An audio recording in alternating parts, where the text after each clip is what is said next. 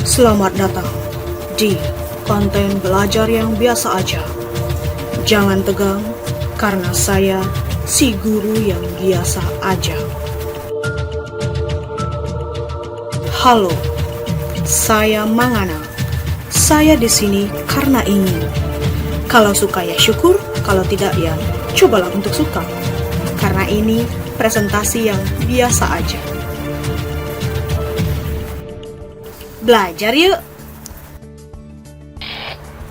Kali ini kita akan membahas mengenai jenis-jenis kalimat. Biasanya kita menggunakan kalimat dalam kegiatan bergibah. Maaf, maksud saya berbicara. Kalimat digunakan untuk meluapkan atau mengujarkan perasaan atau pikiran kita dengan lawan bicara.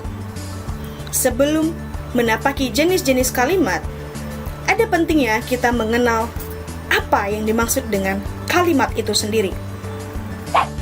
Berikut adalah contohnya. Wah, buku ini bagus banget. Gajiku kapan cair ya? Aku sedang menulis list belanjaanku.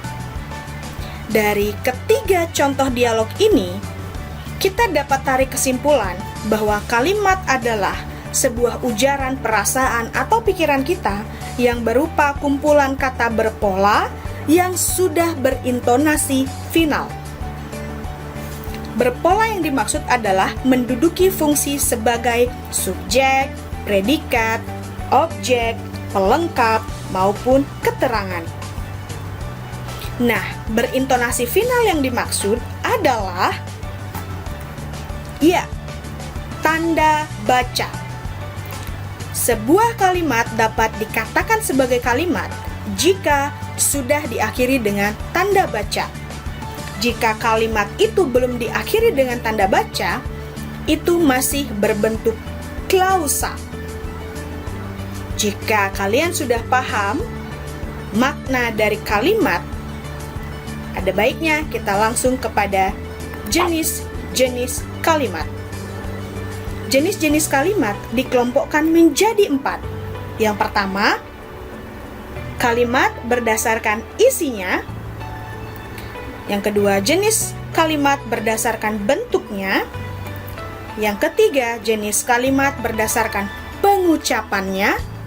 Dan yang keempat, kalimat berdasarkan fungsi subjeknya. Pembahasan kita kali ini yaitu jenis-jenis kalimat berdasarkan isinya.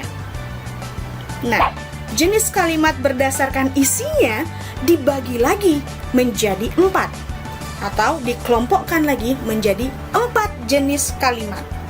Yang pertama ada deklaratif, kedua interrogatif, ketiga imperatif, dan yang terakhir ada interjeksi. Langsung saja. Yang pertama, deklaratif. Berikut adalah contoh-contoh kalimatnya. Perut kenyang, hati pun senang. Rebahan adalah kegiatan ternyaman selama pandemi. Aku hanya sayang kepadamu. Pandemi telah menghambat pergerakan warga. Kita putus ya, aku mau fokus ujian dulu. Contoh kalimat terakhir adalah kalimat yang paling menyeramkan. Oke, kembali. Hal yang paling menonjol adalah kelima kalimat ini diakhiri dengan tanda titik, yang artinya jika kalimat itu diakhiri dengan tanda titik, kalimat tersebut berupa kalimat berita. Jadi kalimat deklaratif atau kita sering mendengar deklarasi, artinya sebuah kalimat yang memberikan sebuah informasi. Tentu akan diakhiri dengan tanda titik. Jadi jangan bingung ya. Jika mendengar kata deklaratif, itu artinya sebuah kalimat berita. Jika kalian paham konsep kalimat berita, tentunya secara tidak langsung kalian juga akan paham yang dimaksud dengan kalimat deklaratif. Yang kedua, jenis kalimat berdasarkan isinya. Yang kedua adalah interrogatif. Berikut adalah contoh-contoh kalimatnya. Kapankah pandemi akan usai? Apa hal produktif yang sudah kamu lakukan? Kamu bisa membersihkan ruangan itu, bukan? Kalian sudah mencoba produk ini. Kamu akan menungguku kembali, bukan? Nah, dari kelima kalimat ini, semuanya diakhiri dengan tanda tanya, yang artinya ini berupa kalimat tanya atau interogasi. Kata interrogatif atau interogasi artinya proses bertanya mengenai sebuah informasi.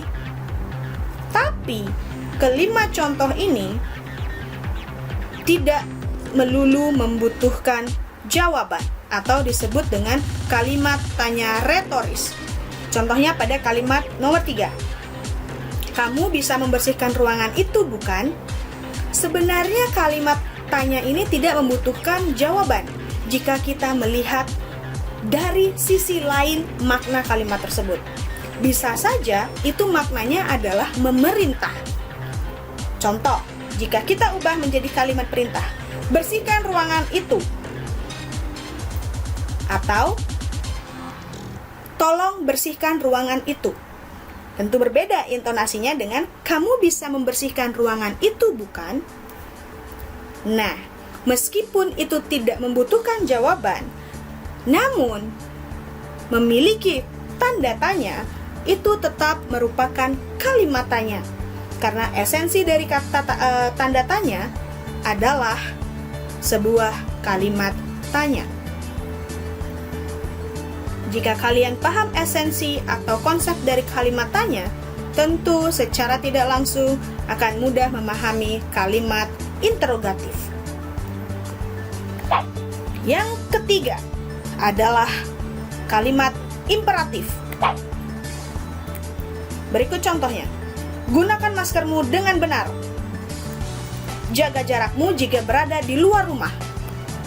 Kabari aku ya. Segera nikmati produk ini.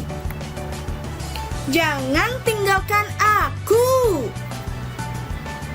Kelima, contoh kalimat ini diakhiri dengan tanda seru. Contoh perintah. Jaga jarakmu jika berada di luar rumah. Itu adalah sebuah perintah. Dan gunakan maskermu dengan benar. Itu adalah sebuah perintah. Kabari aku ya.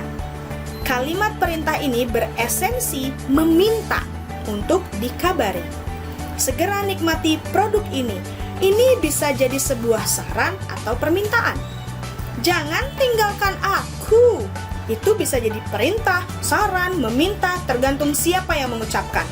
Jika yang mengucapkan adalah laki-laki, maknanya selalu salah. Jika yang mengucapkan adalah perempuan, maknanya bisa banyak. Tapi dari bentuk kalimatnya yang diakhiri dengan tanda seru, kalimat-kalimat ini adalah sebuah kalimat perintah. Kalimat imperatif adalah kalimat perintah. Jangan bingung ya, kalian hanya perlu menghafal. Imperatif adalah perintah. Oke, yang terakhir jenis kalimat berdasarkan isinya adalah interjeksi. Wah, ini apa ya? Kita akan tinjau sekarang juga. Inilah contohnya. Aduh, hidungku sakit. Wah, kamu biasa aja. Es krim ini segar sekali. Segarnya minuman ini. Wow, akan keluar api dalam mulutku.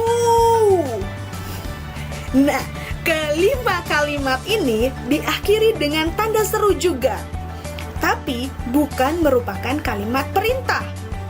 Jika kita telisik maknanya, ini bisa dianggap sebagai kalimat berita mungkin karena memberikan informasi. seperti hidungku sakit, kamu biasa aja, es krim ini segar sekali, segarnya minuman ini akan keluar api dalam mulutku. Yang membedakan adalah di sini ada kata seruan. Aduh, wah, segarnya minuman ini.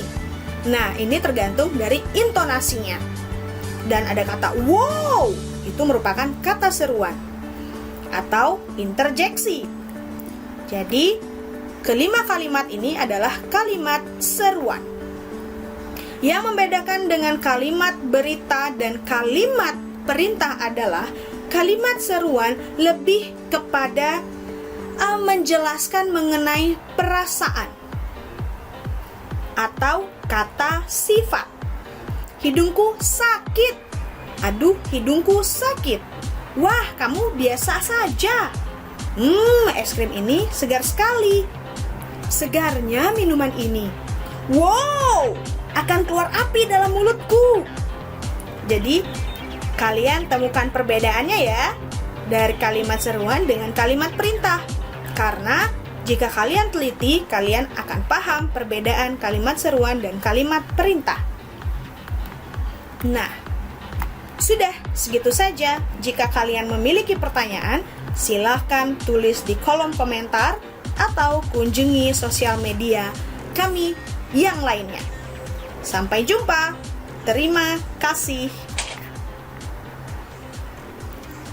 Tunggu video selanjutnya.